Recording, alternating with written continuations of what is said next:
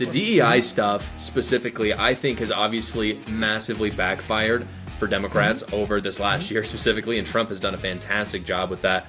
One of their biggest mistakes, in my opinion, is lumping different minorities into one category because they're not all the same, you know? Whether it's racial minorities, no race is the same. I mean, really no person is the same. And the fact that they'll, link gay people and trans people together, or black folk and Hispanics, is ridiculous. You obviously articulated this really well in the video that I showed that ended up kind of connecting us, and a lot of people were watching it and agreeing with you. I want to show that video again for everyone to see. Sure. And then I want to get your reaction to it and kind of your take of hearing it in real time. And that's exactly the same kind of argument that they made against integrating the military when Harry Truman did it. I'm sorry, it's the same argument. Okay. It's the same. I mean, is she wrong about that, though? Okay. I mean, she is right about that. Who did not want to serve I'm aware. White people didn't want to serve the black people because of unit cohesion. So now you're saying gay people can I just, serve straight people. We only have a couple seconds. Shermichael, I see that you're frustrated that she made that argument. But is she wrong that unit cohesion was used as an excuse to keep the military segregated for a long time? I think we should and also don't ask, don't tell when it comes to discriminating against gay and lesbian people. We should focus on the issue at hand. That's what I think. Same argument. But no, we should focus on the issue at hand. I don't know why we keep going to bringing up race. Let's just focus on the issue at hand. Look, it's race, sexual orientation. We've seen this twice, right? In two major junctures for the military. I'm just wondering, if she is drawing parallels here between the arguments that are being made to maintain this policy, I reject those parallels. That's my answer. I reject the parallels. I think they're ludicrous parallels. Obviously, I'm not a black American, but I want to hear from you. How does that feel? You don't say. I am as British as it comes. But I want to hear from you when you hear those arguments. How does that feel? Something I'm reminded of, a good friend of mine, Ryan Gerdusky. I don't know if you're familiar with Ryan Gerdusky. He's a good friend. He's been a friend years. He's close friends with Ann Coulter, the conservative writer and author. And Ann Coulter, a couple years ago, said that she was talking about affirmative action. And she was saying that she said affirmative action was intended for blacks and nobody else. And she was saying at the time, she said, if Democrats keep advocating for all these other groups, she said what's going to end up happening is that affirmative action is going to come to an end. And I'm sort of surmising what she said, but her point was that she said, and by we, I think she was talking about white people, we're going to get tired of this because now you're bringing in everybody, and that's not the intent. And I think she was a little ahead of her time when she was making that argument, and she was pretty much saying, like, we don't owe anybody else anything. There's only one group that we should be, trying to figure some things out, and that's black people, not everybody else. And I thought she was right. And I remember reposting that video again. Man, this was a couple of years ago now, so maybe it was like 4 or 5 years ago. But I reposted the video because I thought her argument was just such a cogent point. And she was right. I mean, look, dude, affirmative action, the initial goal of affirmative action was to have a reset of some of the ills that were done against blacks and to try to have equilibrium, particularly in terms of academic attainment and economic attainment. And the reality at the time was, and it's still precedent today, was just that, look, there is a huge divide between the white racial or the white economic gap and also white academic attainment gap. And we got to figure out what we can do to fix that. It wasn't, the intent was not to say, well, because you're black, you should just be let into a school, irregardless of your performance. The intent wasn't you should be hired for a job because you're black. The intent was, let's make sure we're giving the same opportunities to black people for certain schools, the same opportunities to black people in certain job sectors. And I actually think that's a good thing. And I would venture to say that most white people would probably say, yeah, I don't have a problem with just making sure that people have equity. Like, let's just make sure that everybody has the same opportunities. We can't guarantee an outcome, but what we can say is, look, everybody should have the same opportunities, and you rise or fall based on your merit and your ability to rise to the occasion. That, to me, makes all the sense in the world. The unfortunate reality to me, though, is that Democrats, and this, I don't understand why more black people haven't fought them on this. They opened Pandora's box by saying affirmative action, Latino people, LGBT people, like any civil rights era legislation that was passed explicitly for the atonement of some of the issues we've had in the past to try to catch people up. We've now opened that door for any and everybody. And so now you've effectively diluted the original intent of what those laws were passed in, well, what those legislations was ultimately passed into law to rectify, which was previous issues, which was to close economic gaps, which was to give opportunity to people in the job space by letting everybody essentially claim that what occurred to blacks during slavery and during civil rights, Jim Crow era, which isn't that long ago. You're only talking 5 decades ago. Now you're allowing everybody else to make an argument, an argument that they claim is a justifiable one based upon that history. And for me, Josh, I don't know how you connect those dots. Like it's so insulting to me when I see that. It's not the same. It is never the same. Even the birthright citizenship part, President Trump wanted to end that. And his argument was, and the White House's attorney at SCOTUS even said, the 14th Amendment was passed to give citizenships to freed slaves. That was it.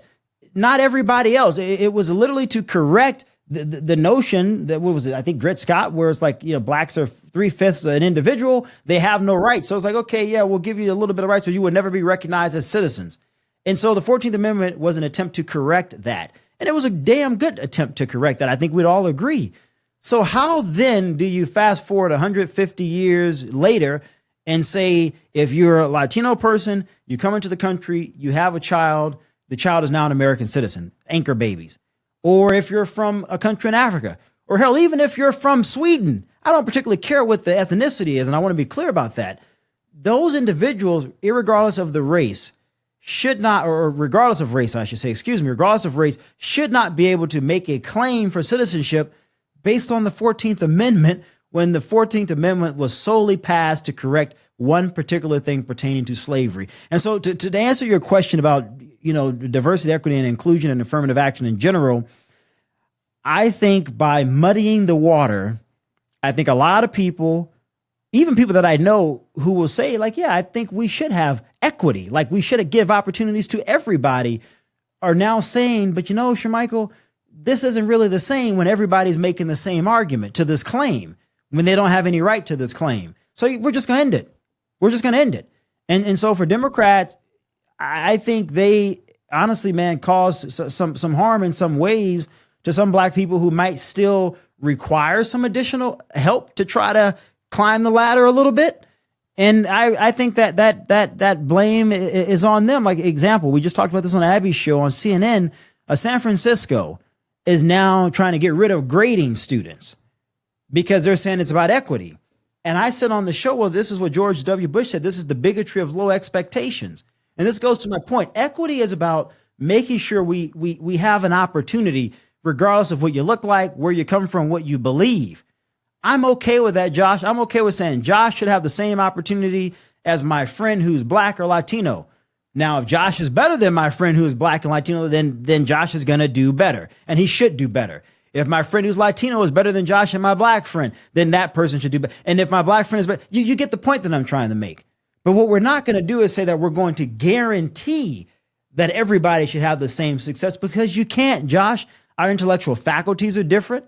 Our creativity is different. Our willingness to persevere certain things is just different. And by virtue of all of those uniquenesses in every individual, you can't guarantee that we're all going to get to the same finish point. Now, we can say, look, if you got what it takes, we'll make sure you all have an opportunity to try. But we're not going to start this game here of saying you're going to get the same outcome by virtue of what you look like, or because of your gender, or because of your sexual orientation. I don't think you can ever do that. I think it lowers standards. And so when I see these cases such as that, I say you actually are causing more harm to not just black kids, because it's not just black kids who are struggling academically. It's poor white kids who are struggling academically. It's poor Latinos who are Americans or American citizens who are struggling academically. And when you lower these standards, that's not equity, Josh. That really is trying to just, give everyone the same outcome by saying, well, you're struggling, so we're just going to change it so you can appear as good as the kids who are working hard. That's not helping those kids, man. You are erasing every opportunity that those kids could potentially have to do well and thrive in life by lowering the standards. Because once they get out of the comforts of high school, and if they can make it to college, or if they get into the workplace, no one's going to care about your inefficiencies. They're going to say, can you do the job or you can't? I'm going to give you an opportunity, right? This is the equity part, by hiring you. But if you can't meet and rise to the occasion, you will be fired. And so to me, man, I think we've gone down a very dangerous and treacherous route here with this. I think it's unfortunate that we have allowed other people to piggyback off of the history of slavery and all these other things to say, well, because they are a person of color, then they too should be able to qualify for this. And people have said in the country, well, you know what? We've had enough of this. So nobody will get the benefit from anything. That's just the way the cookie crumbles. And now it's that we all will have to rise to the occasion, as we should, based on our merit and based on our abilities. And now every other group will no longer be able to say, well, because of slavery, I too should be given the same thing that was given to blacks. Nope, that's bye-bye. Those days are long gone and over. And I got to say just quickly, I'm disappointed in the Supreme Court on this because I thought the Trump administration's attorney during that oral arguments with the New Jersey Attorney General made a strong point about this is what the 14th Amendment was all about. Why? And the fact that Democrats would even try to make it like it's so insulting, Josh, to the history of slavery that Democrats, where most black people happen to vote Democrats, wouldn't recognize the delineation between the difference. And my hope is that more black people would say, like, okay, this is just not okay, because it is not the same. It's not the same to be able to point to these things if you're a part of LGBT or, again, you're some immigrant from some other country. It is not the same to point to this and say, because of these things, then I have the same rights as birthright citizenship, or because of these things, I should have the same rights to X, Y, and Z. I don't agree with it. I don't like it. And I think it puts Democrats in a really pathetic place. It shows me what they really think about black people. And I think it's why you're starting to see, at a minimum, a lot of black men who are saying, you know, I don't like this. This doesn't pass the smell test for me. I'm going to go ahead and give the Republicans an opportunity with my vote. Yeah, I think that is what we're seeing. If you look in the past 5 elections, you know, I would say black Americans are slowly going towards the Republican Party. But especially men. One of my theories. Josh, let me ask you this though, before you like, what are your thoughts on that? I mean, you're obviously, like you said, you're not a black person. I get it, but what are your thoughts on, like, yeah, hey, we are going to give people an opportunity. Like we're all for equity, but we're not going to promise outcomes. Like, what are your thoughts on how you view that from your perspective? Yeah, well, there's two sides to it, right? On one hand, I grew up in a very affluent area in Utah. People are very entrepreneurial, and so I see people who just do the thing. They just do it, you know? Just do it, yeah. On the other hand, I do have to also recognize that I grew up in an affluent area. There's not a lot of black Americans specifically here where I live. Sure. And so there is room, like you were saying, for, well, you know, Jim Crow was only 60 years ago. Yeah. And slavery was only, you know, a little more than, you know, a century and a half ago. Yeah. And so it's a tricky one. I think at the end of the day, what I've seen is, for the few minorities that are in my area, they are fantastically successful. And what really drives that is just taking accountability of your life and proving your merit. And I'm of the opinion, again, you can say, you know, I just grew up in Utah, I had it super easy. But what I see is that when people just make it happen, America has provided, at this point in history, every opportunity for them to do so. When you're given, and again, I like the key word, opportunity. And that goes to the equity part of like, hey, when someone says, I'm going to give you an opportunity regardless of what you look like, if someone wants to thrive, they will rise to the occasion. And it's not about, and I just want to be clear on this, Josh, because I know this is such a complicated topic to talk about. I can't guarantee what someone's outcome can be by giving them an opportunity. Like, I just can't. I can't force them to work hard. I can't force them to be studious. I can't force them not to give up when the future looks bleak. But at a minimum, I can say, look, I'm going to give you the shot at this. And the rest, it falls on you. And I think, you know, people are willing to take that opportunity. And that's sort of where I'm at. I'm all for sharing my opportunities with other people because I want to see people do as well. I'm all for opening my Rolodex to say, hey, I'll give you a shot. But I always make clear, like, hey, I don't know how this is going to work out for you, but if I can help you and you're open to my help and I can bring in others to help you, then you'll probably do pretty damn well if you work hard enough. And look, we have absolutely progressed. There's no doubt about it. We've had a lot of successful African Americans. And I would like to see more. And there are some things that I think even we as a community, we have to strengthen a little bit. There's no perfect community. I think there's some cultural things that we have to say, okay, we got to tone this down. This is probably not in the best interest of our culture if we want the type of success that we're seeing among other groups. And I think that's an internal thing. The government can't do anything about that. No quote unquote allyship can do anything about that. That's an internal thing that we have to reconcile with on our own. And so again, if you want to talk about equity, the way I see it as opportunity, giving people an opportunity. But I absolutely reject this notion that we can guarantee outcomes. I've never known that to be possible in my own experience. I've never known that to be possible. And if I'm wrong, then hey, someone in the comment section, please correct me. And I'm open to reading how and where I'm wrong on this. I just don't see how I am. Yeah, I feel the same way. I think another kind of experience that I've had that has really shaped that for me, as we were talking before we recorded, but I'm a member of the Church of Jesus Christ of Latter-day Saints. I served a mission. I was Spanish speaking. I have thousands and thousands of Mexican friends because of this mission that I was serving for 2 years. And, all minorities technically. And these were people who in many, many cases, had come here illegally or had come here legally. And in any case, they were new here. They didn't know the language. They were having a very hard time. Yet through all of that, they didn't expect the U.S. government to take care of them 100%. They just said, we're going to figure this out. And I actually met some incredibly successful people who you would just imagine everything was fighting against them. I think when you see experiences like that, when you have those, it really cements in you this idea of America is the best place in the world.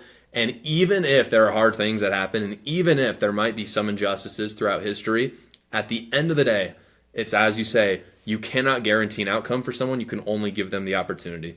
Yeah, and I think that's what makes the United States so great is that we do give people opportunities. And for me as a black person, I mean, look, I grew up in the South. My grandparents were like the second class to desegregate a school in Louisiana. And so I know from firsthand what that experience has been like. But I also know, like when we talk about merit and people working hard, to me as a black person, and you know what? I've always been surprised that Republicans have never figured this out, because the way we talk about this, I'm going to be honest, it does turn off a lot of black people, Josh. And I don't think we have to go about it this way. I think we can say, look at what black people had to go through 50, 60 years ago.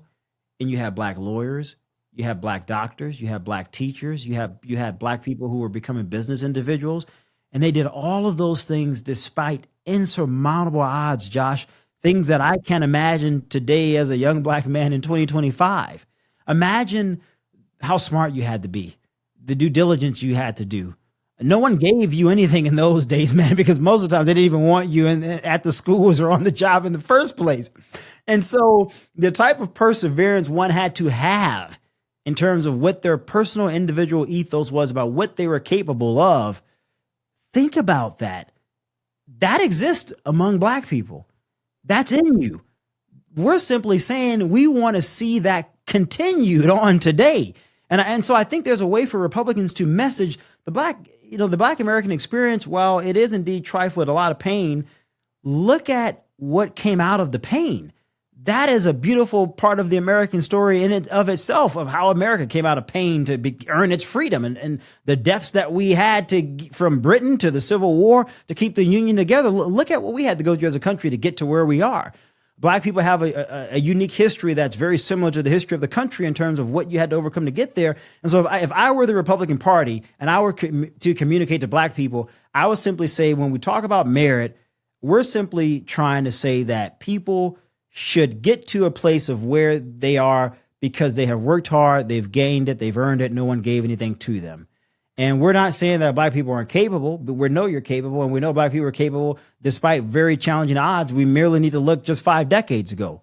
And so let that be the inspiration to continue to fuel academic excellence and entrepreneurial excellence among black people today. That to me is a beautiful message, man. That's a beautiful message. And unfortunately, we're not, I don't know why, Josh, but we're not messaging it the way that I just messaged it. But I promise you, if we were to, I think a lot of black people would say, well, you know, we did accomplish a lot of things before, despite a lot of difficult things. Look at how open and the opportunities we have today. If we did all of this, then imagine what we can do now. And if the Republican Party is going to say, look, we know that there's some economic differences. There's some black people who don't have the same access to things. And as a party, we're going to, through public-private partnerships, through capitalism, we're going to try to levy opportunities for some black people who are sort of in poverty, below that poverty line, so that you can ascertain your goals and be a part of that great academic and economic pursuits that make this country so vibrant. We're going to help you guys there. Let us be the party, Josh, of opportunity.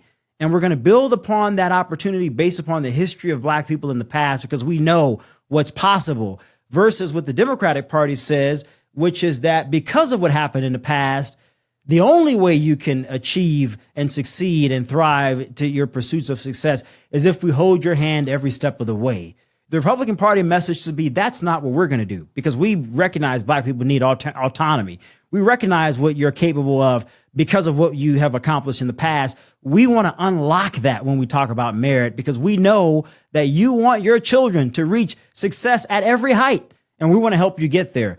That is an amazing message of individualism, of that old, what is it? The pull yourself up by your bootstraps. It's that old dynamic that we used to talk about, years ago in the Republican Party of yesteryear. We need to get back to that messaging, because that messaging, to me, I think is in sync with where I think the party's trying to go, Josh. I just don't think we're really communicating it in the most effective way. But I think there's a way to communicate what we're trying to communicate better, and have it, believe it or not, a lot of black people, especially a lot of black men, who would say, I agree with this. I like this. If the Republican Party is going to try to help me figure it out, because I don't know. I didn't come from a wealthy family. If it's this particular black person, or my family didn't go to college, I don't really know where to go, where to look.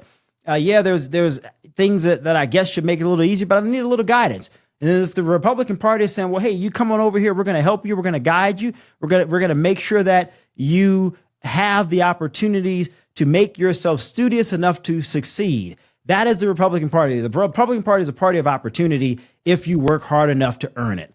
And that is the message that I think will be palatable, not just to black people, man, but to every minority group in this country. We're not communicating it quite that way, but I think if we were to, I think we could potentially see continued electoral dividends like we saw in this last election last November. I completely agree with you. It's one of the biggest things I've tried to push from my small sphere of influence to try to push them to do. I think if you asked a Republican in the 90s, or if would you believe that in 2024 the majority of Native Americans voted for a Republican, or that almost a majority of Hispanics voted for a Republican, I think they would be flabbergasted. I don't think that they would believe it. No one would believe you. And even if you were to go back to Obama's term, and if you would say that a Republican, Donald Trump of all people, would perform as well as any Republican since Richard Nixon with black people, people say, oh, that's not going to happen. Black people don't vote Republican in those numbers anymore. They would laugh at you. And yet Donald Trump performed better than any Republican since Richard Nixon with black men in particular. I mean, you look at states like Pennsylvania, North Carolina, Texas, he saw double-digit increases. I mean, in some of these states, he got 8-9% the first time around. This time he got 18%, I think, in North Carolina. In Texas, he got over 20% of black men, over 20%, Josh. In North Carolina, I believe it was a little over 20% there as well, or right under 20%. Those are numbers to be built upon. And I think the Republican Party has the vision and the right message if communicated in a way that people can get it, where they'll say, you know what, to hell with Democrats. I'm going to put on my Make America Great Again because I want to make America great. And I think you'll see I think you see those numbers increase. I really believe that. I think that's fantastic. I completely agree. Before you go, I have a couple other questions about CNN specifically, because you're a CNN contributor. I think that's where a lot of people know you from. So I want to ask you, what is it like working with Scott Jennings and being across the table from him when he just goes in so brutally, but also eloquently with the leftists on Abby's show? I mean, look, Scott's a dear friend, and we talk almost every other day. And sometimes when we're on together, it's interesting because when we talk about race on the show, and if it's a Democrat and they're talking to me, I always feel, and I could be wrong in my feelings here, but I'm just going to be transparent. I feel as if sometimes people bring it up because I'm black and a Republican and a conservative. And sometimes I feel like it's almost like well, don't forget who you are kind of thing. And that irritates me because it's like, I know I'm black. I wake up black every day. I don't need to be reminded of it. I'm not appalled or ashamed to be black, which I sometimes see that ludicrous crap on social media because people disagree with me. And so it really irritates me when people bring that up. And sometimes when I really lose it on that topic, Scott will text me and he'll say, brother, calm down. We all know what they're doing. Don't allow them to get you to say something that you might not be able to take back. And that's the kind of guy that Scott is. When we're on together, we double team. Like we'll give each other certain looks when the camera's not on us. And he has a way to say, hey, you get this one, because this one will be a little easier for you to navigate. And there'll be my moments where I'll say, I don't know if I want to really touch this one the way I want to. So you go ahead and have at it. And I'll back you. Like we have our little signals and we double team. And now we're pretty much on together. Like we weren't on together this week because Scott has some business stuff going on. But next week, usually I'm on Tuesdays and Wednesdays. And they told me this, hey, Scott really, want you guys on together. So we'll be on Monday and Tuesday together instead of just Tuesday and then me Wednesday with somebody else. And I think the network likes it. It's good for the network. It's good for their ratings. And look, it's good, I think, for Republicans to see Scott is a little older than me. I'm 34. I think Scott's in his maybe like middle to late 40s, maybe late 40s. And so there's a generational difference. But Scott represents a different form of conservatism for some Americans. And I think I'm sort of representing a newer, younger type of conservatism. And yet we're still sort of speaking the same language, Josh, but just in different ways. And I think people appreciate that. But it also showcases the diversity within our party. Like people love to say, oh, Republicans they're so not diverse. Oh, they're just a bunch of white people. Well, Donald Trump kind of flipped that upside down. Again, over 40% of Latinos, men and women, voted for him. He increased his numbers from 12% of the black vote the last time to 13%. But when you break down the data, then you really start to see how well he performed again. I point out Pennsylvania, North Carolina, and Texas because those are some of the biggest numbers. And those are some states with large black populations. Trump, New York Times had an analysis that came out, I believe, last week that showcased he performed exceptionally well in black counties across the country, where Kamala Harris didn't do as well. And, she was a black woman running for presidency. So again, when you start looking at the metrics, you are seeing, from my perspective, as someone who worked on a lot of campaigns, a lot of hope about the Republican Party building Americans of every color and creed who love this country, who loves what this country stands for, who want to preserve this country, who want to defend this country. And they may look a little different on the outside, but internally they all have the same beliefs. That's a belief in the Constitution. They love God, and they want to see this country continue to be great for generations to come. And dude, Donald Trump, of all damn people, and I hope I can say damn on your show, was able to do that. That surprises the heck out of me. It wasn't John McCain. It wasn't Mitt Romney. And those are good guys, nothing against them. I know some people have their political differences, but none of them were able to do it. And Trump, in all of his uniqueness, I'm still baffled by it, Josh, when I think about it, because I'm a numbers guy. So I always like to go back and look at the numbers. I'm like, man, this guy of all the others was able to do something that no one else was able to do. And you have to do nothing but salute this guy and say, well done, Mr. President, because yeah, you speak sometimes in a brash tone, and sometimes he's unpredictable. Sometimes he says some colorful as hell, crazy things. And that is a part of who he is. It's why people like him. And yet his message of, hey, we need to reach out to black people. Trump wanted to do that during his campaign when he was campaigning in the Bronx. No Republican had ever done that. And I remember when Pastor Darrell Scott, who's very close to Trump, reached out to me and said, hey, the president's thinking about this. I want you to put together, maybe a short blueprint for us of how he could talk to black men because he really wants to do it. I said, okay, give me a week. I spent the time putting together a strategy of like, these are the focuses. These are the things that I think he should really talk about. And he gave it over to Susie Wiles. And weeks later, here was President Trump in the Bronx. Here was President Trump going here, going there. Here was Trump talking about, hey, we want economic opportunity for all Americans, specifically our men of color. And so men of color looked at that and they said, I know what people say about Trump. I hear what the news media is saying about Trump, but I want to give Trump an opportunity. I want to give Republicans an opportunity because I have voted so consistently one way for so long, and the dividend payouts haven't been great. If I was an investor, I would have sold those shares and put them somewhere else. And so now black men, they haven't sold all the shares, but they're saying, I'm gonna sell a little bit of the shares. I'm gonna put a little bit of them on the right and see what that dividend payout will be for me over the next 2 or 3 or 4 years. And if it's great, then maybe I'll put a little bit more. And so that's why I was saying, and I think you'd agree with this, I think you're going to see a little more from black men and Latino men and Latino women moving over to the right. I think you're going to, if we can continue to deliver on the promise of economic opportunity and prosperity, I think you'll continue to see that transition. Thank you so much, guys, for watching this conversation with myself and Shermichael. Please like the video and subscribe to my channel so other great patriots like yourself will see it. And you can tune in every single day at 6 p.m. for the live show, or you can watch another video right here.